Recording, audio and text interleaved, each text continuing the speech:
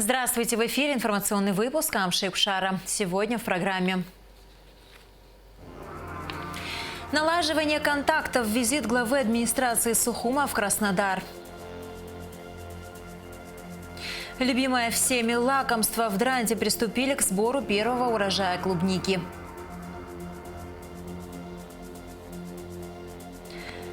Мишка в клетке – пример негуманного отношения к животным.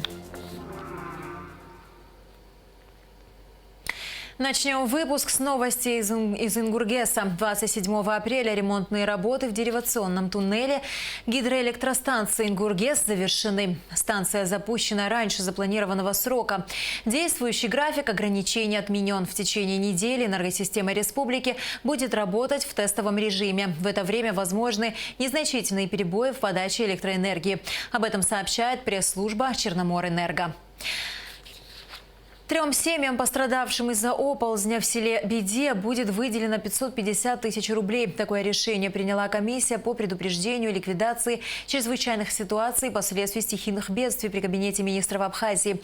Об этом сообщает пресс-служба правительства. Семье Самсония, у которой почти полностью разрушен дом, будет выплачено 350 тысяч рублей. 2 другие семьи получат по 100 тысяч рублей. Средства будут выделены из резервного фонда президента. 26 апреля профессиональный праздник отметили сотрудники специального отряда быстрого реагирования Министерства внутренних дел Абхазии. Смотрите материал, подготовленный пресс-службой МВД.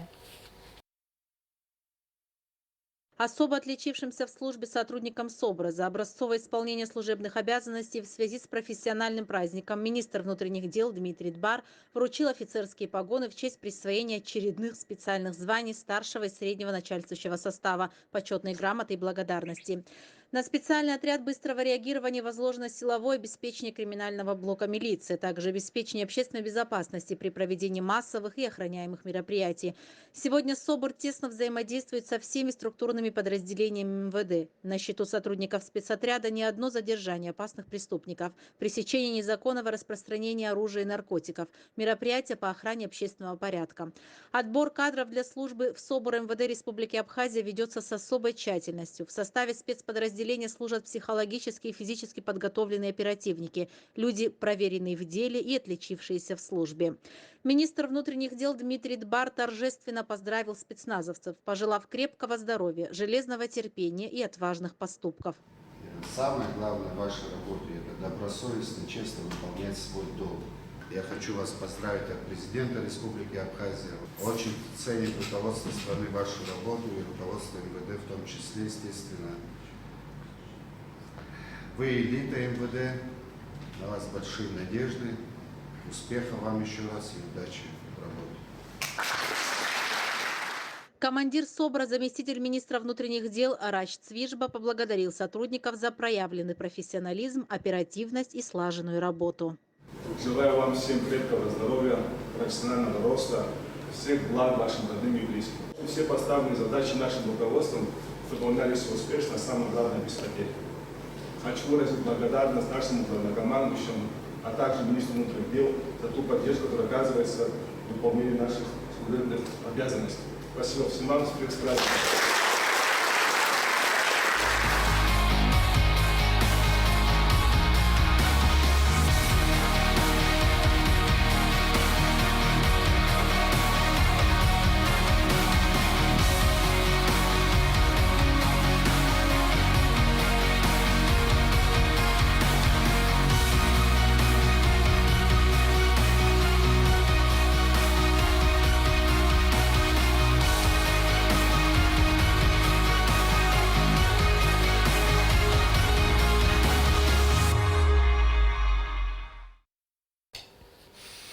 У абитуриентов Абхазии есть возможность на бесплатной основе поступить в Казанский национальный исследовательский технический университет.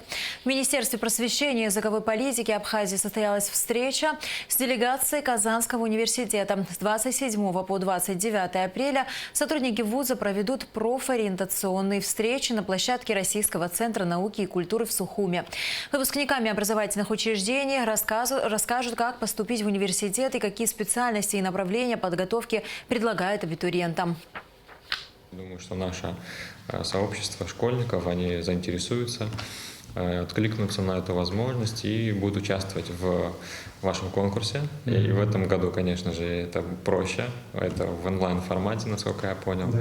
Я призываю всех наших школьников еще раз посмотреть ваш сайт. В вашем университете представлены такие специальности, как авиастроение, машиностроение, эти технологии, которые для нас очень актуальны. Мы ожидаем в ближайшей перспективе запуск аэропорта. Соответственно, это для нас будет вдвойне актуально, чтобы специалисты, выпускники, в частности, Казанского университета, смогли применить себя в Абхазии. Наш университет с 1932 года ведет активную подготовку ребят в области авиастроения, кораблестроения, как вы уже сказали, двигательных аппаратов. Сейчас мы крупный политехнический кластер в городе Казань. У нас есть специальности IT-подготовки, есть специальности электроэнергетики, электротехники, радиотехнические специальности. То есть достаточно много возможностей ребят подготовить по ультрасовременным технологиям. Причем у нас есть определенное включение различных перспективных модулей, как часть образовательной программы. Это практикоориентированное обучение, практические занятия с использованием новейшего оборудования. Постоянно университет делает упор на развитие наших лабораторного оборудования. И сейчас определенные плоды уже имеем. Это включение в предметные рейтинги, международные предметные рейтинги. Глава администрации Сухума Бесланешба и члены делегации, находившиеся в Краснодаре по приглашению главы города Евгения Первышова, побывали в муниципальном центре развития предпринимательства Краснодара «Платформа», где состоялся круглый стол, посвященный вопросам экономического взаимодействия двух городов. Подробности в репортаже пресс-службы столичной администрации сразу после выпуска новостей. Отделу пиротехники МЧС Абхазии переданы для дальнейшей утилизации боеприпасы, обнаруженные в Кадорском ущелье сотрудниками СГБ Республики и погрануправления ФСБ России в Абхазии. Обнаружены и переданы выстрелы к ручному противотанковому гранатомету – 2 штуки, ручная граната – 5 штук, минометная мина иностранного производства – 2 штуки, артиллерийский снаряд – 1 штука, 1 ручная граната, 1 гранатометный выстрел, боеприпасы к зенитной установке – 5 штук, патроны – около 500 штук. Клубничные поля в поселке Дранда в этом году на предприятии ожидают больше урожая, чем в прошлом. В хозяйстве клубнику выращивают как на открытом грунте, так и в теплице. Здесь уже приступили к сбору первого урожая. Репортаж Алики Трапш. Тепличное хозяйство по выращиванию клубники в поселке Дранда является самым крупным на всем Черноморском побережье. На 25 гектарах выращивают ягоду на открытом грунте и в теплице. В тепличном хозяйстве произрастает более 1 миллиона кустов клубники. Один куст может дать до 1 килограмма урожая. В нынешнем году здесь ожидается 1500 тонн урожая клубники. Тепличный комплекс принадлежит предпринимателю Баталбею Авицба. Ранее здесь выращивали овощи, но в прошлом году в хозяйстве начали выращивать исключительно клубнику. Здесь произрастают 2 вида ягоды – альбион и рубиген. Предприятие в основном работает на экспорт. В прошлом году было вывезено около 150 тонн. В общем, мы получили тонн 200 где-то, под. В этом году мы гораздо больше территорию освоили, чем было в прошлом. И вот планы у нас до 1000 тонн довести, посмотрим. Первая машина уже проехала, она как бы с проблемами, с задержками, но это мы мотивируем, что это первая машина. Сейчас вот готовим 2-й рейс, 3-й. Думаю, что мы наладим этот вопрос. Вкусная ягода клубника достаточно требовательна к климату, почве, удобрениям, уходу и особенных технологиям сбора и хранения. Малейшие упущения грозят серьезными убытками. В теплицах урожай начинают собирать с 5 утра, так как ягода созревает ночью. И если ее не собрать с утра, то она испортится. На объекте в пик сезона к сбору ягод привлекают жители поселка Дранда и близлежащих сел. В настоящее время клубнику собирают около 80 человек. Когда сбор идет, да. А когда траву дергаем, то там немножко попроще. Там у нас бачки, мы с бачками траву дергаем. А сбор, само собой, уже труднее, конечно. Целый день надо нагнувшись ходить. Клубнику на месте собирают, тут же чистят и фасуют. Главное в этом деле проследить, чтобы в ящик не попала испорченная ягода. Жанна Воба впервые попала на сбор урожая. По ее словам, сложного ничего нет. Быстро учишься, да и оплата за сбор ягод достойная. Даже самый неопытный человек через день, через два уже очень даже хорошо собирает клубнику качественно, без брака, без вмятин, без гнилых пятнышек. Научиться можно, это несложно. Все мы научились, мы все пришли первый раз, и благополучно все довольны, все собирают. Всем нравится. И руководство очень даже расположено к нам как работникам. Они очень внимательны. 1000 рублей в день. Мы сейчас работаем с 5 до 2. Бывает, когда пасмурно, когда совсем темно, то с 6 до 3 работаем. У нас есть и перерыв на обед, и отдыхаем после каждого ряда. Когда соберем, всегда отдыхаем определенное время, и дальше все вместе дружненько идем работаем. Обычно сбор урожая клубники начинается в апреле и длится до июля. Но в скором времени на предприятии планируют выращивать клубнику круглый год и создают для этого двухэтажные теплицы. Меняем систему выращивания, переводим на круглогодичное, чтобы мы могли в круглый год получать первые результаты. Я думаю, переход этого сезона уже будет. Система уже будет другого рода, где будут произрастать сорта, которые будут давать круглый год. Есть сезонные, вот на период сезона мы успеваем раньше, чем в Российской Федерации. Тоже посаженных клубник немало, но у нас разница по погодным условиям на месяц, что в этом году, в принципе, не дал таких результатов, потому что погода прошла холодная. Мы только начинаем, планы имели раньше начать. Клубнику отправляют на экспорт в Россию. В настоящее время уже вывезено около 3 тонн ягоды. На предприятии надеются, что сезон будет хорошим и серьезных проблем с экспортом не возникнет. Алика Трапш, Алексей Баструков, Абхазское телевидение. С 24 апреля в Абхазии стартовала акция «Георгиевская ленточка». В преддверии Дня Победы и до 9 мая волонтеры будут раздавать символ Великой Победы на улицах городов Абхазии.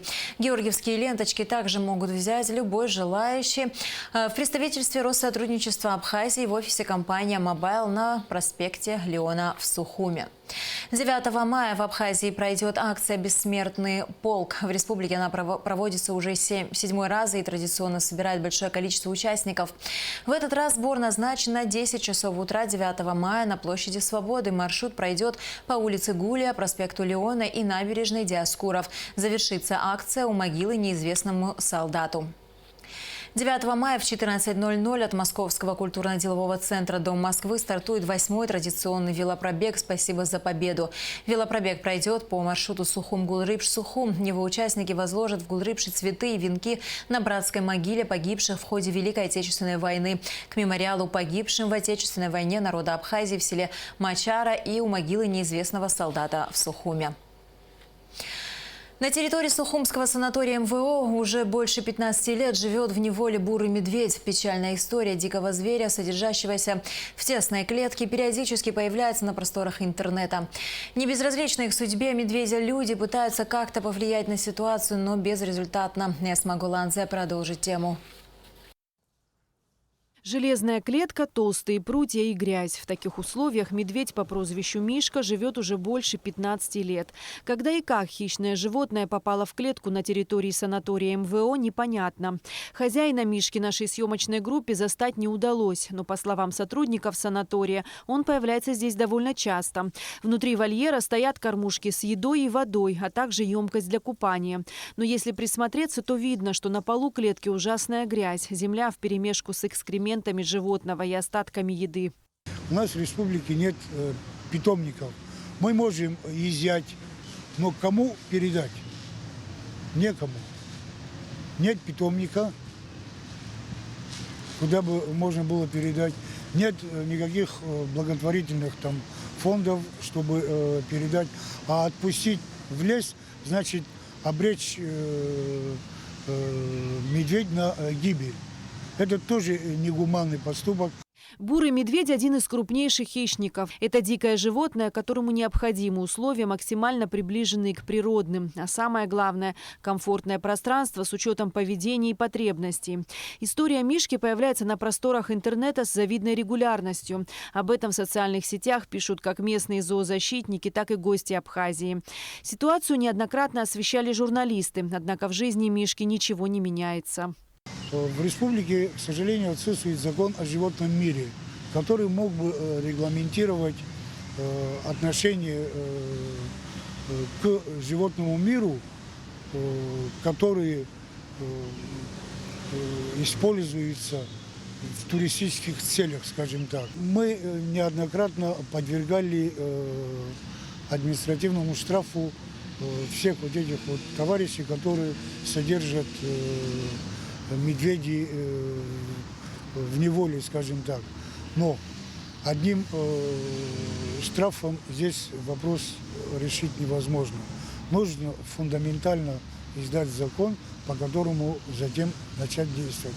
И самим определиться, нужно ли нам в виде услуг предъявлять для туристов данный вид деятельности. С началом туристического сезона в Абхазии регулярно всплывает тема содержания и коммерческого использования диких животных.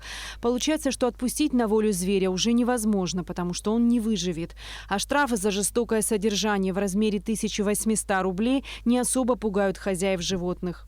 Если говорить о медведях, то только 3 случая нам известны по Абхазии о содержании декоративных животных, тигров, львов там и так далее, они есть. Они и других птиц, попугаев там и так далее. Но давайте поставим такой вопрос. Ведь в наших лесах не водятся ни тигры, ни львы там, и вот эти вот декоративные животные. Они каким-то образом попали, то есть пересекли границу. То есть изначально, если был бы вопрос на границе решен с этими декоративными животными, то проблемы у нас здесь бы не было. История Мишки пока без финала. Есть надежда, что защитники животных все-таки смогут добиться облегчения участи медведя в неволе. Эсма Гуланзе, Саида Гухава, Абхазское телевидение. И в завершении выпуска о погоде. По сообщению Гидрометцентра, в среду, 28 апреля, в Абхазии ожидается переменная облачность без осадков.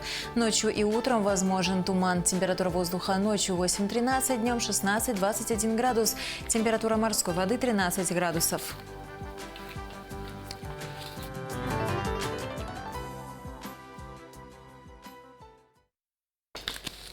На этом наш выпуск завершен. До скорых встреч в эфире.